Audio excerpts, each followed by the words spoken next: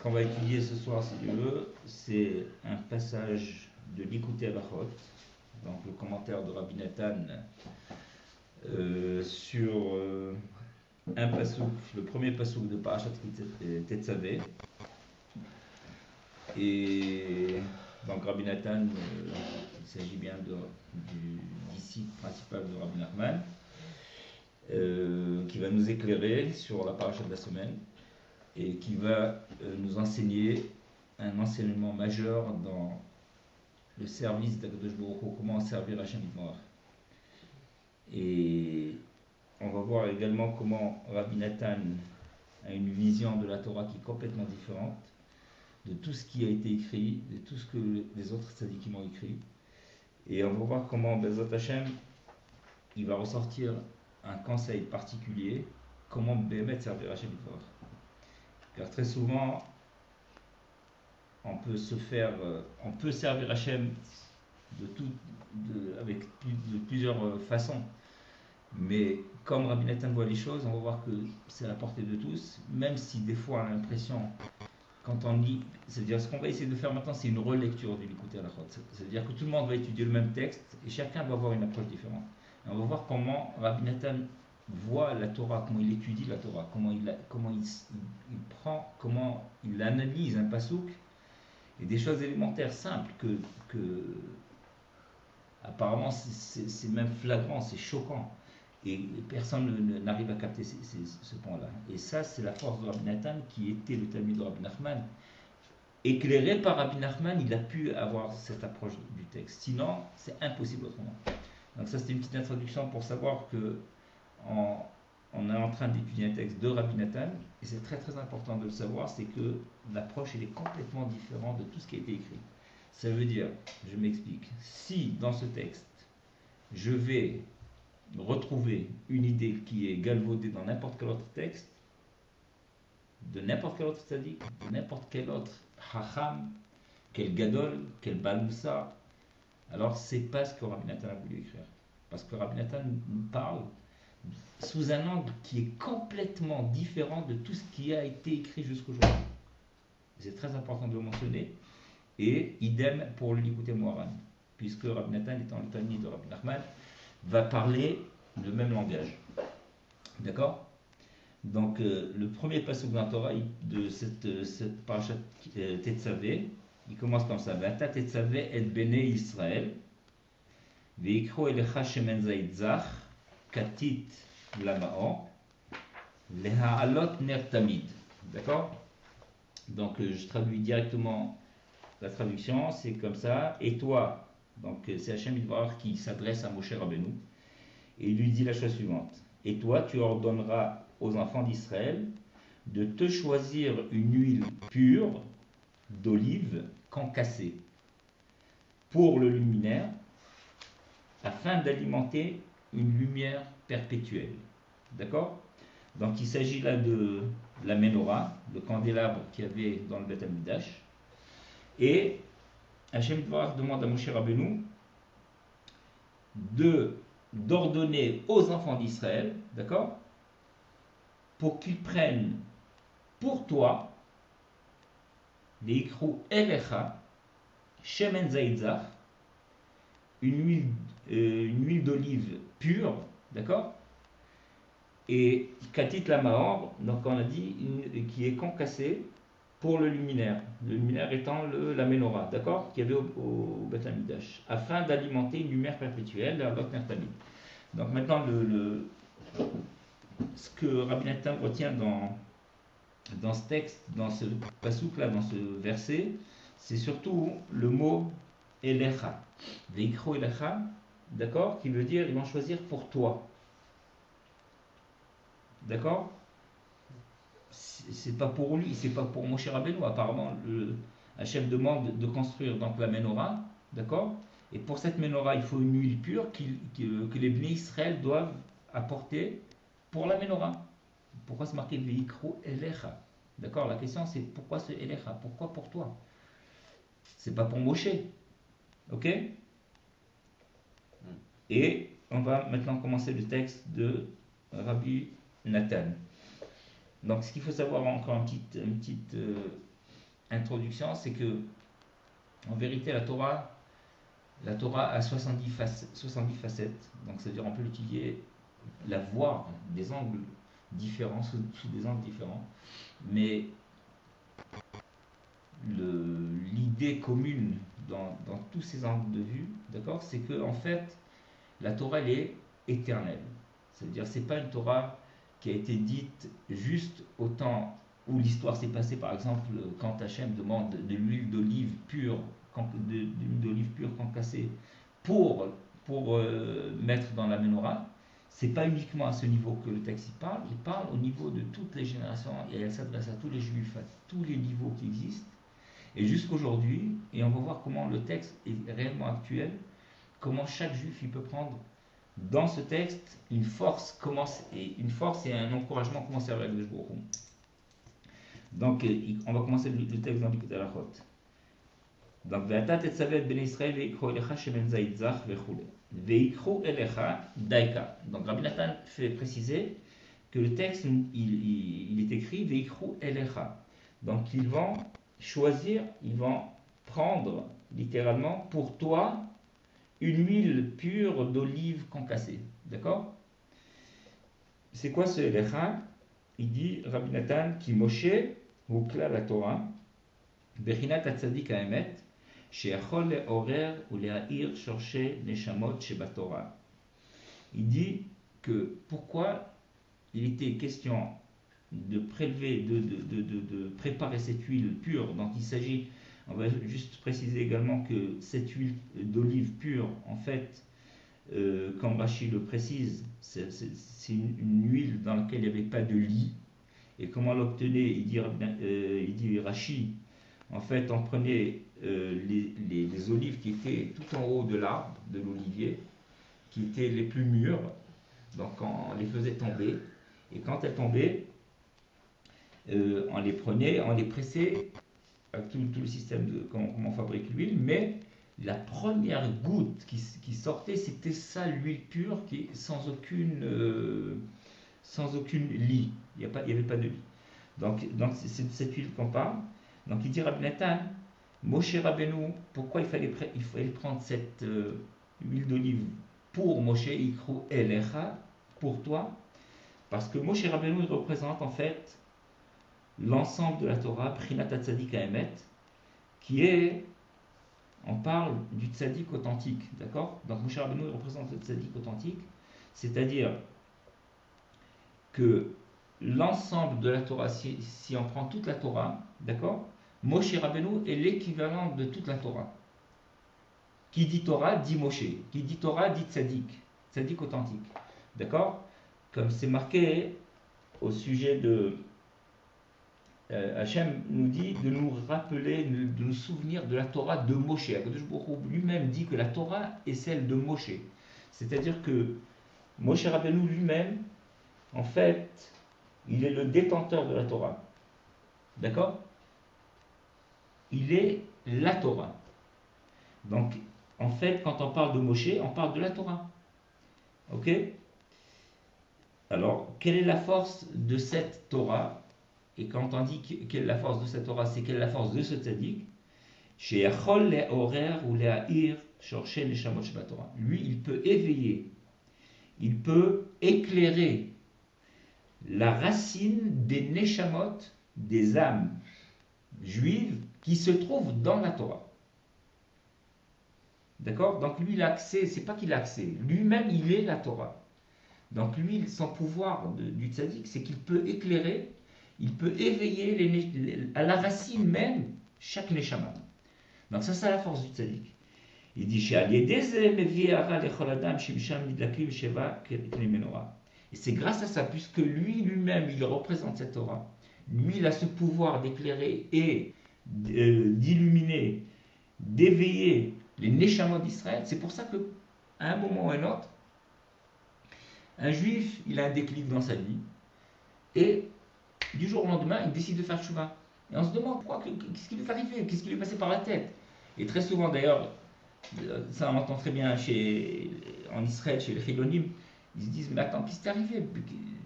T'as perdu la tête, qu'est-ce qui t'est arrivé? Que du jour au lendemain, comme ça, tu as fait tchouva, Comment c'est possible? C'est inimaginable. Toi, tu as pu faire tchouva. Ça veut dire qu'à un moment donné, effectivement, il y a un truc qui se passe dans la tête du type et il ne comprend pas d'où ça vient. Mais pourtant, c'est un appel très très profond, très radical, qui vient du fond de ses entrailles, qui est uniquement un appel du tzaddik, qui lui l'a éveillé, lui l'a éclairé à un moment et hop, il a compris quelque chose. C'est de là que ça vient. Ça vient de la Torah, ça vient du tzaddik. Et dès que une personne reçoit un rayon, un seul et unique rayon, ça suffit du tzaddik, de la Torah, tout de suite, les 7, comment on appelle ça, les kanim de la menorah, les 7 branches, c'est-à-dire les 7 nérotes de la menorah vont se mettre à briller. Ça veut dire quoi les 7 nérotes? Il explique Rabbi Nathan. En fait, ça correspond à l'ensemble des Neshamot d'Israël qui sont catégoriés dans 7. Il y a 7 catégories dans le peuple d'Israël. 7 comment dire, des classes, on va dire des classes, ok. Donc il y a 7 kitotes, on va dire, dans le peuple d'Israël. Donc ces 7 branches de la menorah correspondent à ces 7 catégories, 7 classes de juifs. D'accord? Donc tout d'un coup, tout se met à briller. D'accord? D'où ça vient? Ça vient du tzaddik qui, lui, est le détenteur de la Torah. Lui-même est représenté par la Torah. D'ailleurs, on dit que la Torah, chaque juif, il a son origine dans la Torah, c'est-à-dire qu'il y a une lettre qui lui correspond. Il y a 600 000 Neshamot Israël, des âmes juives, qui correspondent aux 600 000 lettres de la Torah.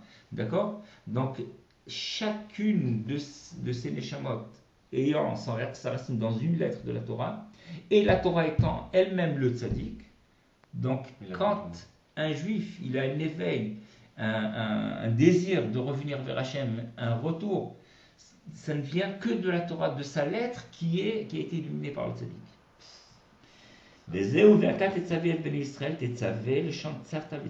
Alors maintenant, Rabbi Nathan, il va dans un drash, en l'impression que Rabbi Nathan, il va sortir complètement du texte, et en vérité, il va démontrer tout son raisonnement, il va le mettre dans les mots de la Torah.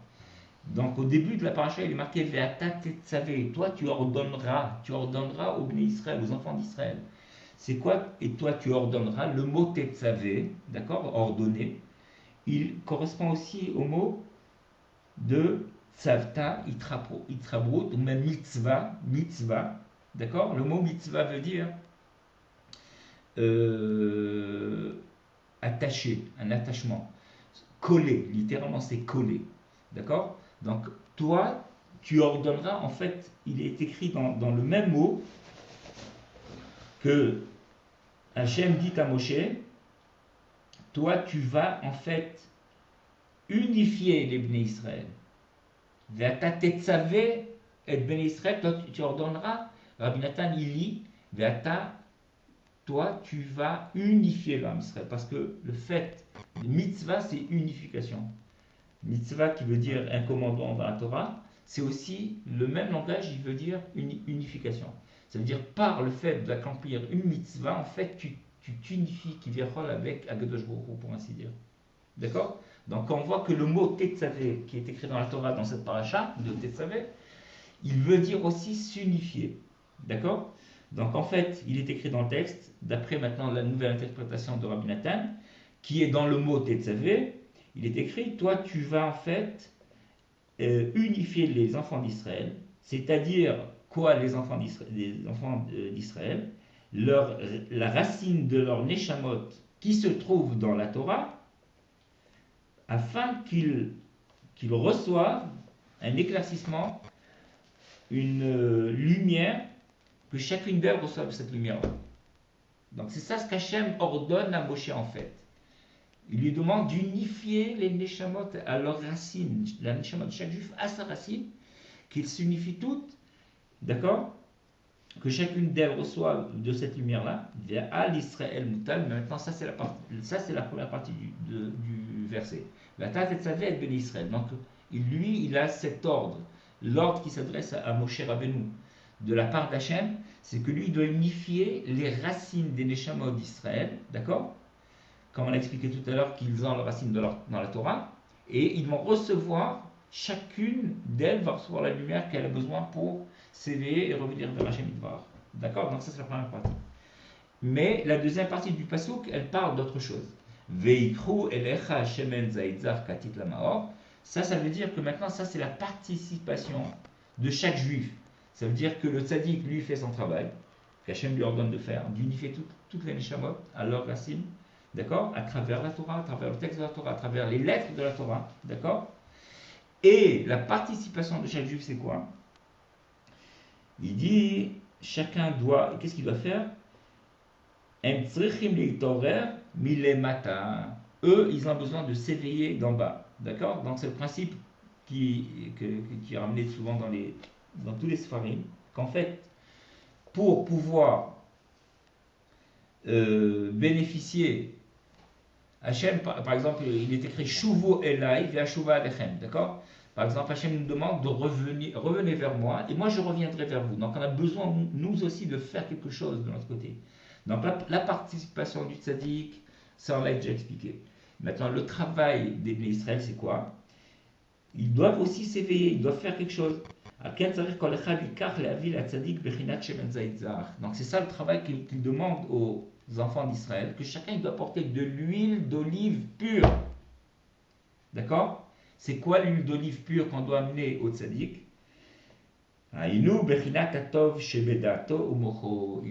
amener le bien, le bon qu'il y a dans sa conscience et dans son esprit.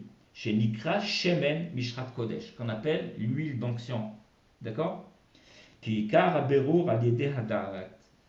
Qui kola b'machshava itbareru. Comme c'est écrit dans le Zohar, tout dépend en fait du da'at, de la conscience de la personne. D'accord? Ça veut dire que c'est ce qu'il y a de bien, de positif dans son esprit, c'est ça ce que le tzaddik nous demande qu'on lui amène. C'est ça l'huile pure qui est écrite dans ce texte. Donc on voit qu'on a l'impression de sortir complètement du texte, puisqu'on parle en fait du candélabre qui est au Beth Amikdash, qu'il fallait préparer de l'huile pure, etc., qui était précisément faite d'une certaine manière. Et en fait, en vérité, Rabbi Nathan nous rentre dans le texte une autre interprétation qui a l'air complètement différente, mais en fait, on va voir que cette interprétation, elle correspond, elle colle le texte le plus proche qui existe. Et on va voir en quoi ça va s'adresser à nous, mamash, aujourd'hui.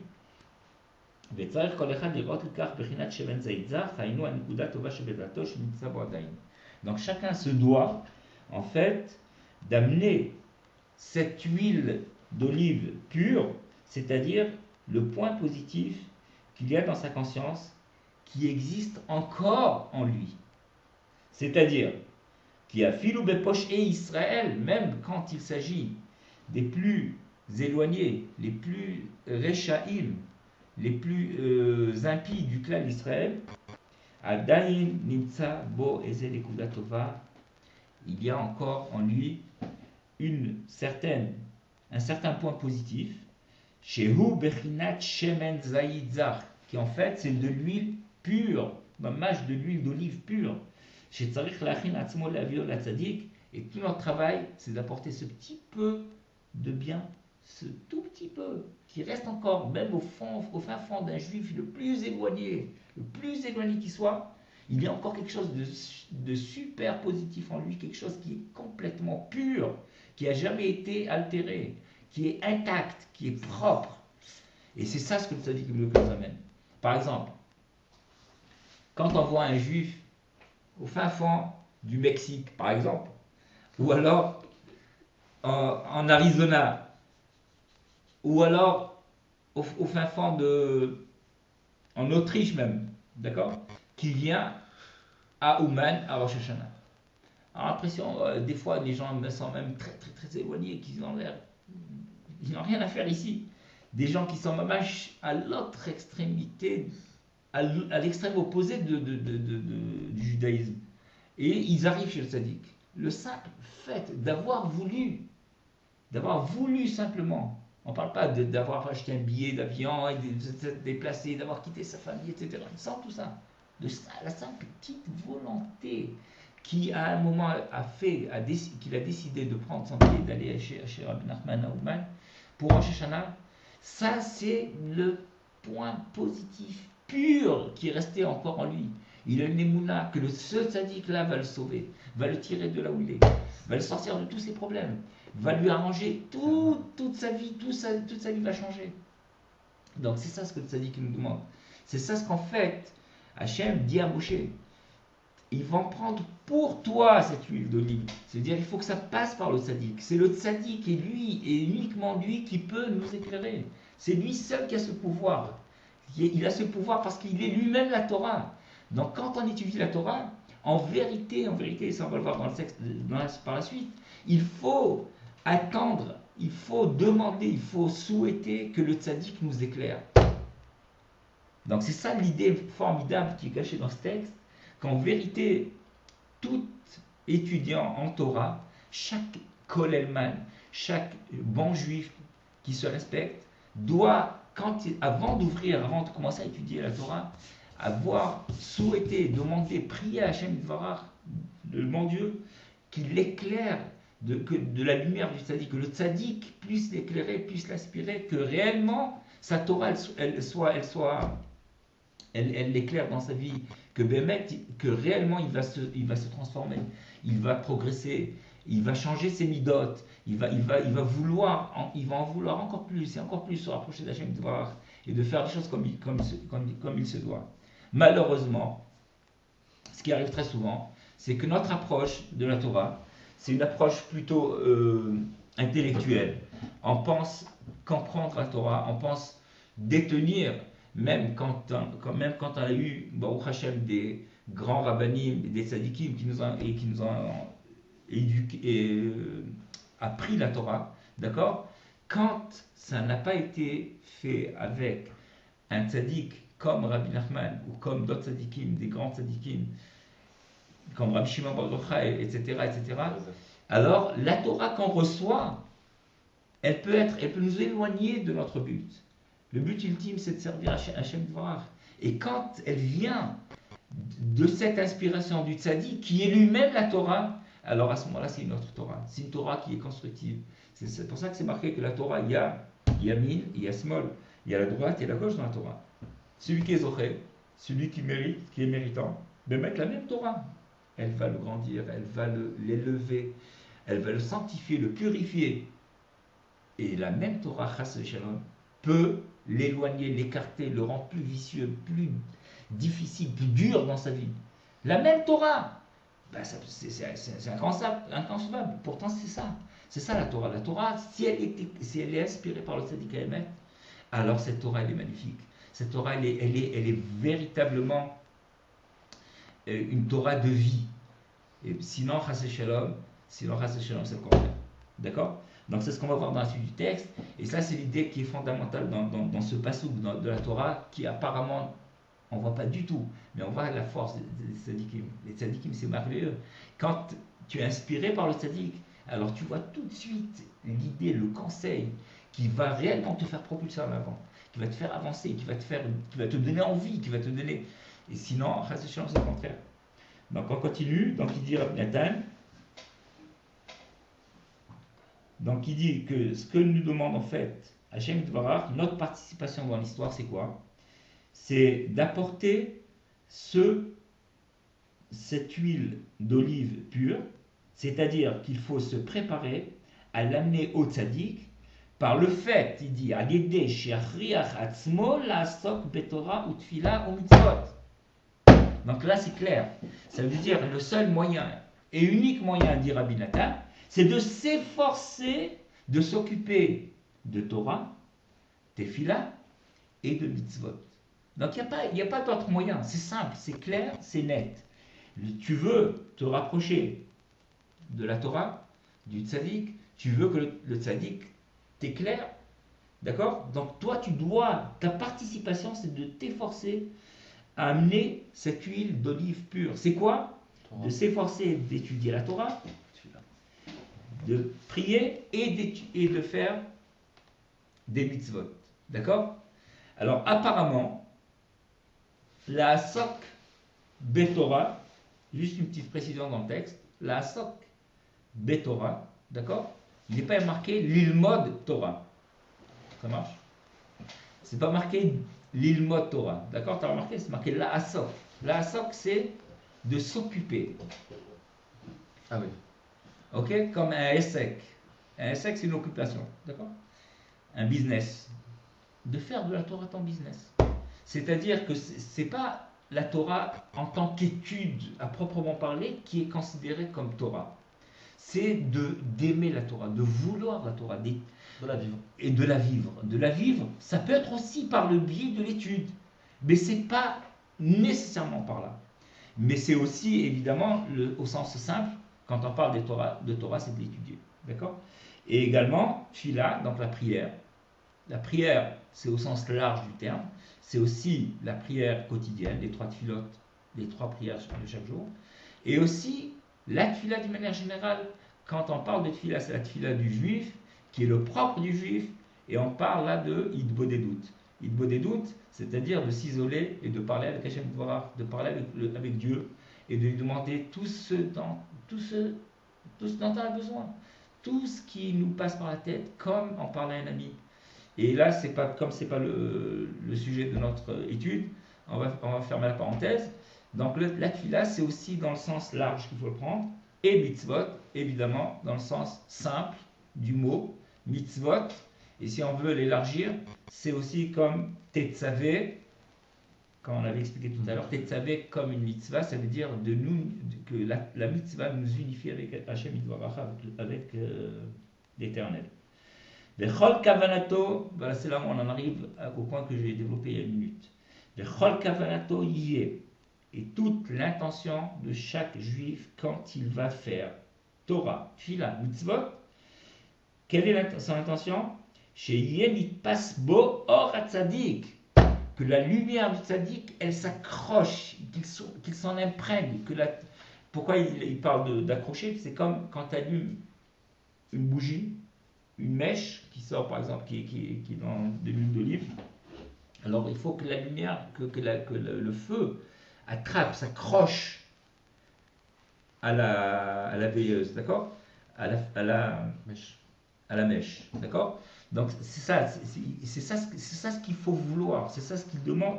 Il dit, toute son intention, c'est qu'il ait ce mérite, que la lumière du tzaddik, elle l'accroche à sa mèche. Sa mèche à lui, c'est quoi? C'est sa neshama, qui commence à brûler, à briller par la lumière du tzaddik.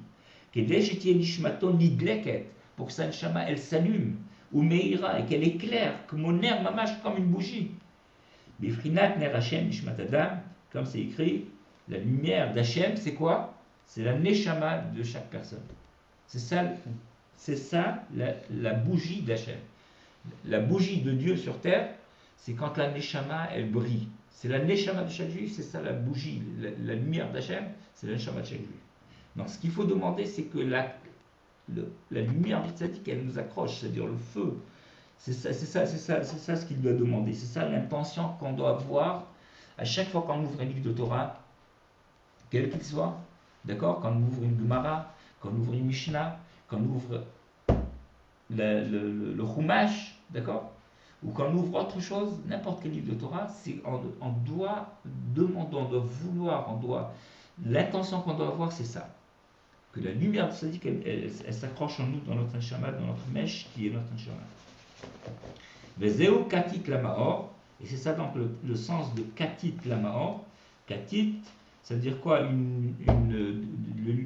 Des olives concassées. Alors il dit qu'ils les vatesh ou les chatet tagouf. Alors maintenant, ça c'est la condition. Ça veut dire que si tu veux réellement arriver à ce stade-là, que la lumière du tzaddik elle accroche dans ta neshama, qu'est-ce qu'il faut faire? Les vatesh ou les chatet tagouf. De la même façon que l'olive, avant d'extraire cette huile d'olive pure, l'huile pure qu'on va sortir maintenant de l'olive, pour avoir cette huile pure, qu'est-ce qu'il faut faire? Il faut la concasser. D'accord? Il faut déjà la faire tomber de l'arbre. C'est déjà des coups qu'elle prend. Après, quand elle tombe, on la prend. Il explique ça dans le détail. Et il dit, donc il faut également de la même façon écraser, pour ainsi dire, son corps. Ça veut dire que son corps, il va en prendre un coup. Il va pour ainsi dire, souffrir physiquement D'accord? Velisbol kamaïdiot dolot et supporter de grands efforts, les kamamine merirut et des fois passer par des, des amertumes, exactement, jusqu'à ce qu'il ait le mérite que la lumière, que le feu du tzaddik, elle puisse accrocher dans sa neshama. Donc ça veut dire qu'il y a besoin d'un effort physique, d'accord, pour pouvoir recevoir cette lumière du tzaddik.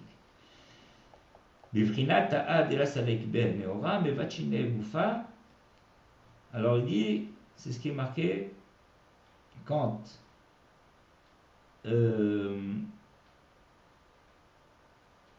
il y a une bougie, quand il y a, non, c'est plutôt une mèche, d'accord, que quand on voit que la lumière, que le feu n'accroche pas à la mèche, alors qu'est-ce qu'on fait? Il faut travailler plus la mèche, il faut l'écraser, il faut la préparer, il faut la... Alors ça c'est... Alors de la même façon, il dit Goufa de la salek ben et ora de nishmeta, mais va-t-il aussi, de la même façon, quand un corps où on ne voit pas la lumière jaillir de la lumière de San Shama jaillir de ce corps, alors qu'est-ce qu'il faut faire? Mais va-t-il qui verra ce corps-là, on le comment on dit, pas mortifié, on dit le briser. On le brise, autrefois on faisait des mortifications. Donc voilà, c'est des mortifications que le corps a besoin de subir avant que la neshama puisse être imprégné de la lumière du tzaddik pour qu'il puisse commencer à briller. Et là, c'est le moment d'expliquer un détail important dont Rabbi Nachman a parlé très souvent. C'est qu'en fait, il est vrai que le corps humain, donc la partie physique de nous, d'accord, elle est, étant physique, elle est attirée par tout ce qui est Olam Hazeh, ce monde-ci, d'accord, c'est-à-dire elle est attirée par la matérialité, par la bestialité, la consommation. Et ça c'est le propre même du gouffre, d'accord, du corps, d'accord, qui est physique. De l'autre côté, la neshama, elle aspire vers le haut, elle est entièrement spirituelle, donc elle n'est pas du tout attirée par ce monde-ci, d'accord? Donc, de ce fait, la neshama, en réalité, elle vit à un autre niveau, et le gouffre et le corps, lui, de son côté, il tire vers le bas, et il recherche plutôt les plaisirs matériels de ce monde-ci.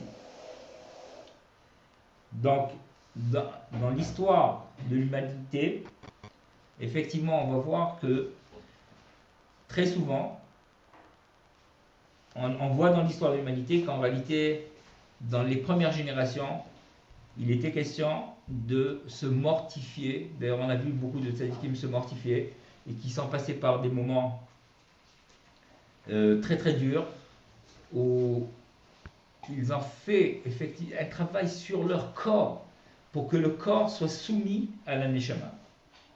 On n'est plus à ça aujourd'hui. Comment? On n'est plus à ça aujourd'hui. Exactement, c'est ce que je voulais préciser au nom de Rabbi Nachman. C'est que Rabbi Nachman a dit que autrefois c'était le moyen de servir Hashem Torah. Il fallait jeûner, il fallait se mortifier, il fallait se rouler sur des cactus et toutes sortes de mortifications dans ce style. Et c'était le moyen de briser son corps afin que l'Anshama puisse briller et à travers le corps qui lui est matériel et qui cache la lumière de l'Anshama. Mais dit Rabbi Nachman, aujourd'hui, il y a un autre moyen et qui est facile et qui est à la portée de chacun. Et au contraire, lui, c'est un plaisir pour la Neshama, pour le gouffre aussi, c'est de parler avec Hashem Yitbarach. C'est la méthode que Rabbi Nachman a préconisée qui s'appelle Hitbodedut, donc le fait de s'isoler, de parler avec Dieu, chaque jour un moment dans la journée. Et avec Hitbodedut, on a remplacé, dit Rabbi Nachman, toutes les mortifications qu'on faisait autrefois, afin que la Neshama puisse s'exprimer et que le corps ne la dérange pas.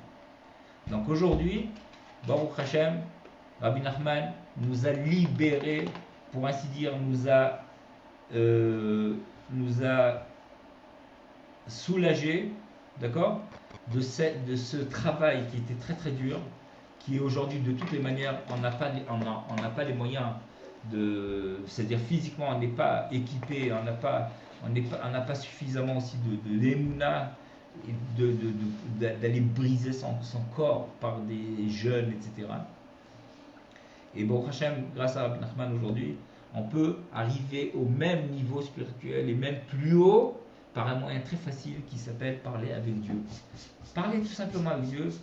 Et ça, Bezrat Hashem, c'est à l'occasion, la prochaine fois, on en parlera en particulier, des doutes.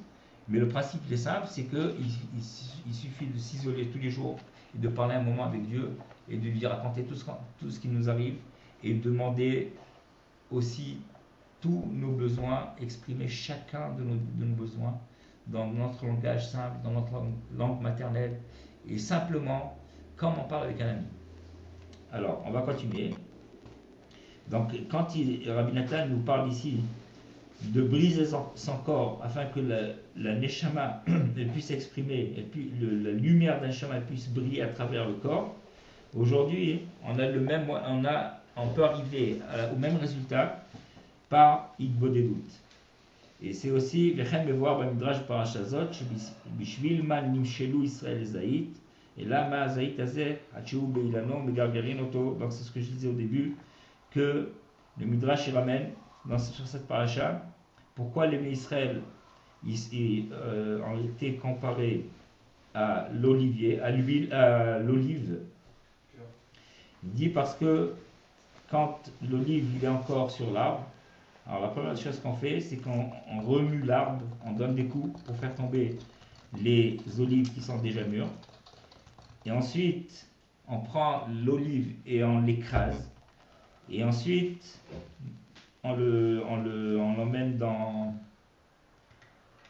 je ne sais pas comment ça se dit en français, un endroit où on fabrique les olives. Il y a un nom particulier. Et on les met dans des pressoirs. Et après, on les écrase. Et après, on les entoure avec des cordes, c'est-à-dire une sorte de pression. Mais vi'im avanim, on prend des grosses pierres autour pour les écraser. Et c'est seulement à ce moment-là que l'huile, elle commence à couler. C'est comme ça qu'on obtient l'huile. D'accord? Et il dit de la même façon à Israël, afin qu'ils sortent cette huile pure qu'ils gardent en eux, il faut qu'ils passent par tous ces stades de fabrication comme pour l'olive. Et c'est là que la lumière d'un Neshama va pouvoir se libérer et jaillir du corps lui-même. C'est comme ça qu'on doit passer, on doit supporter beaucoup de souffrances jusqu'à ce qu'on ait le mérite de se débarrasser des habits sales qui représentent ici le corps, chez Mehem Kol Ameniot, d'où proviennent, excusez-moi, tous les empêchements qu'on a dans le service de Dieu, afin que la lumière du tzaddik, elle puisse approcher sa neshama, c'est-à-dire que lui, à travers lui, la lumière du tzaddik puisse jaillir, bifrinat katit lamaor, et c'est ça ce qui est marqué dans le pasouk, que l'olive, elle devait être concassée afin d'en extraire de l'huile pure. Donc, pour conclure,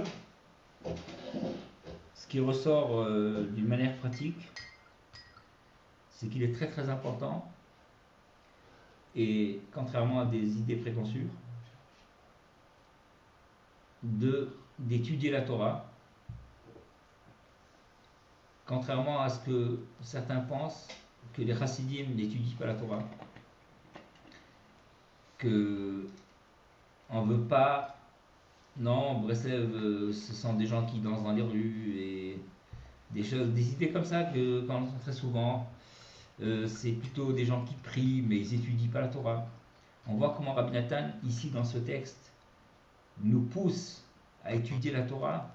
Et il n'y a que par l'intermédiaire de l'étude de la Torah qu'on peut réellement se rapprocher de Hashem Yitbarach. Comme il dit ici dans ce texte, la lumière du tzaddik ne peut jaillir à travers nous que à travers l'étude de la Torah. Ça veut dire on n'a pas d'autre moyen.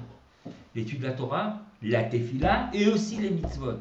Mais pas chas shalom que la tefila comme certains pensent. Et ça c'est très important de le souligner parce que très souvent il y a de la marloquette, c'est-à-dire des gens qui parlent et qui controversent Breslev. Non, vous n'étudiez pas la Torah. C'est complètement faux. Et chaque Breslev qui n'étudie pas la Torah, il est dans l'erreur. Parce que la première Torah aussi du Likutei Moharan, Rabbi Nachman dit, sache que grâce à l'étude de la Torah, toutes les téphilotes sont acceptées. Toutes les prières qu'on va demander à Hashem Yitbarach seront exaucées uniquement parce qu'on aura étudié la Torah. Quelqu'un qui n'étudie pas la Torah et qui fait que prier, c'est pas sûr que ces tefilot sont exaucées. Donc on voit que Béhémet, contrairement à d'autres, à Breslev, on ne fait pas que prier. Prier est central et très important dans la Chassidoute Breslev, mais ce n'est pas que prier. Il y a aussi l'étude de la Torah, et même Rabbi Nachman l'a mis en avant même la tefila. Pour que ta tefila soit réussie, qu'elle soit exaucée, qu'elle aboutisse, tu as besoin d'étudier la Torah. Mais pas n'importe quelle Torah. La Torah, comment l'étudier? C'est ça ce qu'on apprend dans ce texte. Et avec ça, on va conclure Bezrat Hashem, et on va espérer que chacun aura appris quelque chose de ce cours. C'est que, chacun doit tout faire avant l'étude de sa Torah, de prier à Hashem Yitbarach, de demander, de supplier que la lumière qu'il y a dans cette Torah, qui est en fait la lumière du tzaddik, puisqu'on a démontré au départ que le tzaddik et la Torah ne font qu'un. Il n'y a pas la Torah et le tzaddik. La Torah et le tzaddik, c'est une seule même chose. Il n'y a rien d'autre. Et donc, il faut demander à Hashem Yitbarach que la lumière du tzaddik, qui est dans les mots de la Torah, dans chaque lettre de la Torah, qu'elle nous éclaire et qu'à travers notre corps, la lumière du tzaddik jaillisse. Et qu'en soit, il n'y a que de cette façon-là que le corps va être soumis réellement à Hashem Yitbarach et qu'on va pouvoir mériter d'arriver au plus grand madrigot dans la Torah, dans les mitzvot, dans la proximité d'Hashem Yitbarach. Et sans quoi, chas v'shalom, on peut chas v'shalom arriver au contraire. Donc il n'y a rien de plus simple et plus facile d'avoir une intention honnête, propre, avant l'étude de la Torah. Et on va conclure en demandant à Akadosh Baruch Hu que Béhémet, qui nous donne au moins ce mérite de se rappeler de cet enseignement, qu'à chaque fois, avant d'ouvrir un livre de Torah, de demander à Hashem de voir que grâce à cette étude, que la lumière du tzaddik, elle brille en nous, et qu'on soit zoché très très vite de la venue de Mashiach, et qu'on voit le tzaddik panim be panim. Amen ve amen. Chazak baruch.